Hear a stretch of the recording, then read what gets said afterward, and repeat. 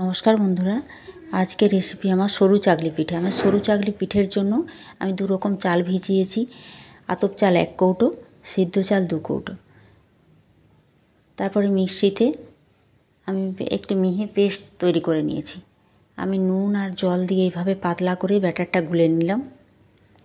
তাওয়াতে তেল বুলিয়ে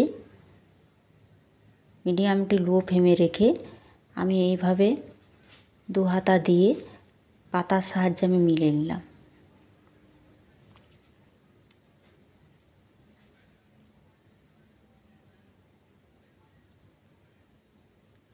একটু টাইম দিয়ে এগুলো হতে দিতে হবে। এই সরু চাগলি পিঠে বাঙালিদের এক অসাধারণ পিঠে। এই ঘুগনি বা মাংসর ঝোল যে কোনো জিনিস দিয়ে খেতে অসাধারণ লাগে। এইভাবে আমি প্রত্যেকটা বানিয়ে নিলাম।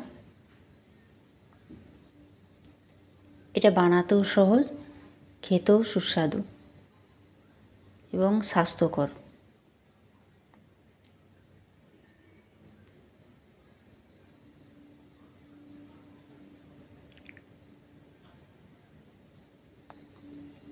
এইভাবে আমার প্রত্যেকটা রেডি হয়ে গেল।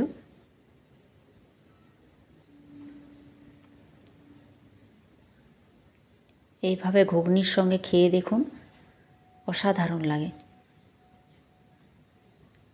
এই সরু চাগলি পিঠের